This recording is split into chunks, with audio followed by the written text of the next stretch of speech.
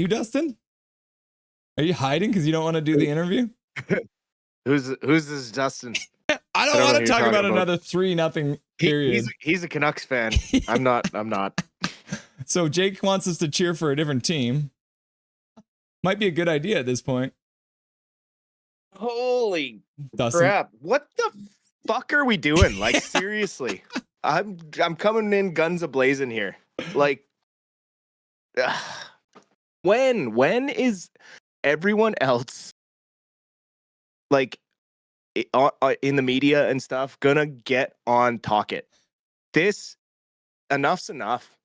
Like, it looks exactly like Arizona his last year there when he almost killed Clayton Keller's career, and now look at him. He's flying and scoring like crazy. Like, our offense is terrible. We got 11 shots on goal. How many of those have been like quality chances? Maybe one. Like, and not to mention now we're playing against two different teams tonight. We're playing against the refs. Like, we're afraid to hit anybody after that first flipping phantom roughing call on Sherwood, where he didn't even make contact with Bouchard with either stick nor glove. Yet we're gonna get the call because Edmonton's a bunch of whining babies. They have an idiotic fan base that boos a guy who did nothing to deserve being booed. Like, that shows how stupid that fan base is. He literally got cross-checked in the face and they're booing him. Your captain had a temper tantrum and lost his cool. That's why he has a 3-game suspension. He has nobody to blame but himself. This is why that, like, I'm fired up. Jake's Takes Hockey says, yes, I'll just pick a new sport. We're going to do Jake's Takes Bowling instead. And Milosh agrees with you. And then Calvin99 Charlie says the Vancouver Canucks look worn out like Dustin's hat. Rip. They, like, okay, it's 3-0 now. Someone do something. You know that, like, hey, do something and poke with a stick. Yeah. Like, someone get mad. Someone get pissed off and, like, go throw a big hit. Start an actual fight. Like, do something. Like, we just look, okay, now let's go home. We've given up. It's game over now. Like, our coaches won't be able to motivate this team. Let's see how they come out in the second period. Like, Hronek can't read the play. He leaves a wide open Hyman streaking down the outside. You know how hard it is to write that note without giggling too? Very difficult. Let's see. Hronek. Sorry, everybody. Hronek is a -1. Susie's a -1. Hughes is a -1. Friedman's a -1. I guess that ended up being a power play goal. Otherwise, there would be some -2s out there. I think they did. Yeah, the second one ended up being scored with 1 second left to go on the power play by Leon Draisaitl. So that's why the Canucks don't have any -2s right now. They got 56% of the faceoffs wins. Yay. Yay. Good for you. They out-hit them 11-9. Like, I'm just like, why do you call up a guy who's been on an absolute tear in the AHL and has been scoring in pretty much every game since he came back from injury and bury him on the 4th fucking line? Because it makes no sense. They're keeping the line together. That's the top line for Abbotsford, and we like having an AHL line playing on our NHL team, so it made sense, right? It makes absolutely no sense, these coaching decisions. And if DPD was like, I hope he was just called up as like an illness protection. If they called him up for this one road game just to not play him and then bring him back home and then he's going to play in Abbotsford, like, what's the point? What are they doing with these prospects? Like, what are we doing? Who would you take out? Seriously. If you're putting PD in, who do you take out? Probably Desharnais? 100%. Or Friedman even. Like, anybody. You could literally take out anybody other than Hughes. Or Hronek, I guess. Can you pay him $7 million? Can you imagine? Hronek comes back from injury and gets put in the press box for Elias Pettersson. At this point, anybody on this team deserves to sit in the press box. Like, the way they just have no fire, no heart, no desire to play for the crest on the front of the jersey. And it's starting to make me sick, frankly. The Oilers have so many goals that Major Tal thought that the Canucks had scored and donated a membership, which Claire was stoked about. But yeah, I mean, it's the first time we've donated a membership for another team scoring.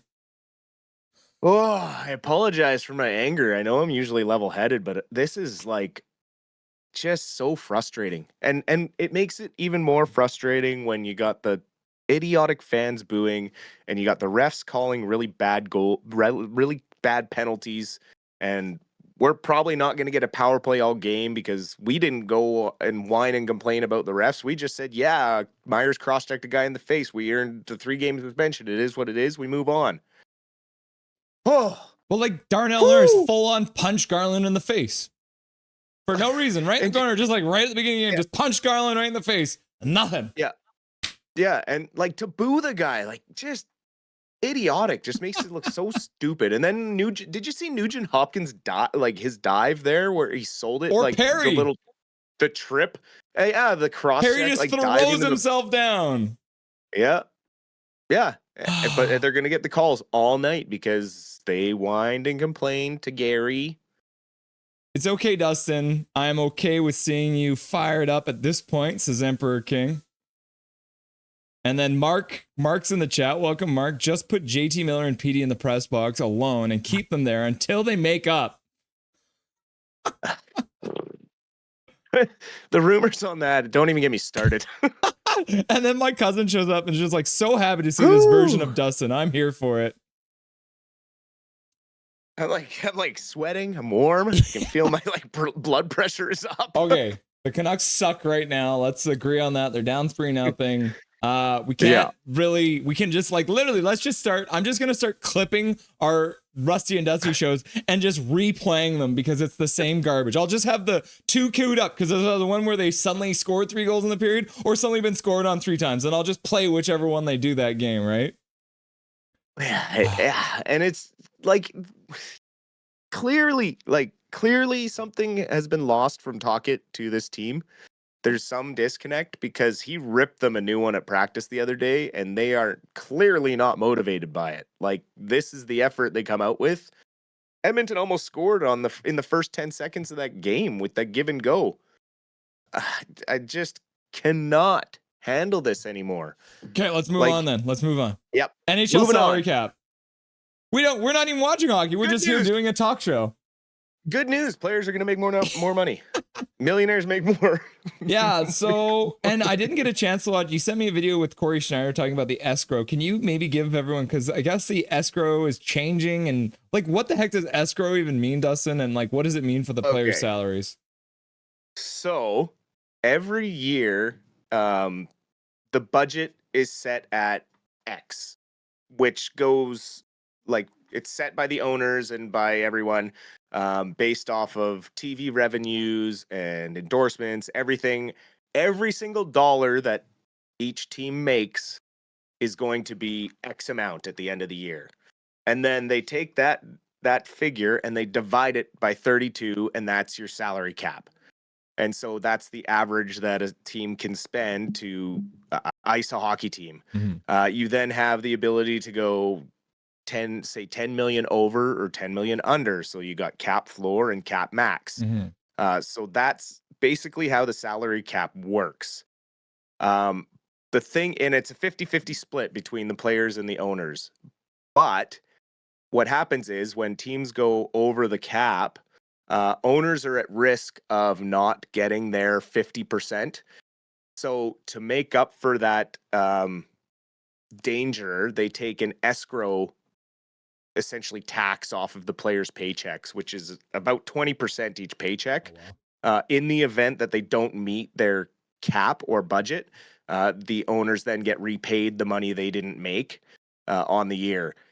So now that they're giving some of that back already mid-season, it means that the NHL is either meeting their revenues or like well above their revenues for this year already, which then allows them to project a way higher budget for next year. So these players, it's basically usually gets paid back at the end of the year once everything's kind of sorted out.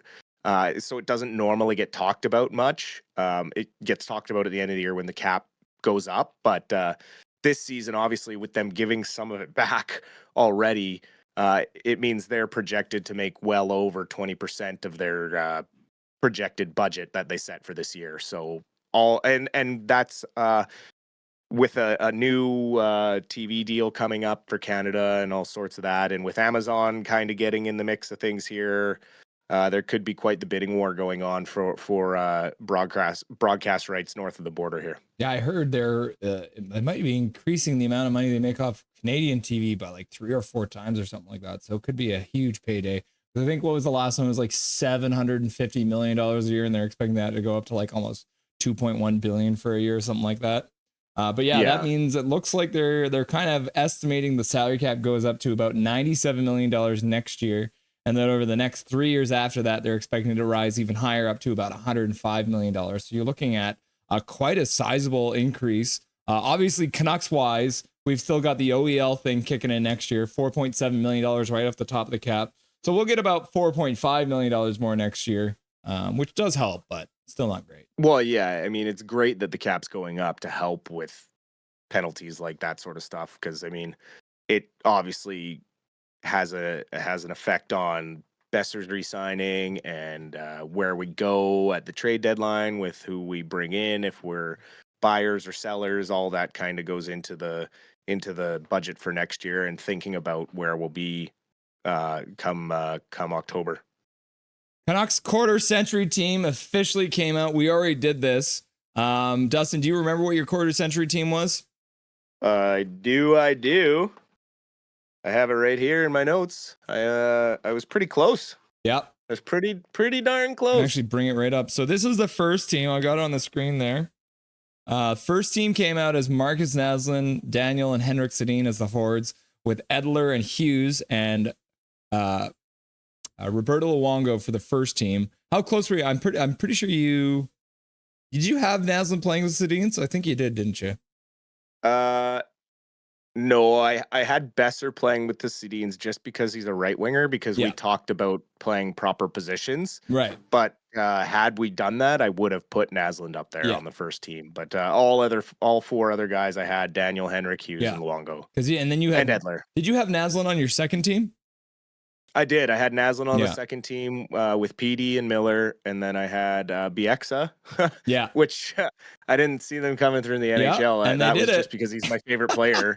And then I had Jovo on my second pairing of D-men. Yeah, but they ended up doing Matthias Ohlund. Yeah. So, Ohlund's great. He was a great Canuck, so I can't really take that away. Jovo, I think if he stayed with the Canucks a little longer, probably would have been given more consideration, but he did have, I think, 3 straight seasons with 20 goals as a defenseman for the Canucks. Impressive. So that's pretty impressive stuff. So, yeah, I mean, lots of great players to choose from, but I can't disagree with who they went with.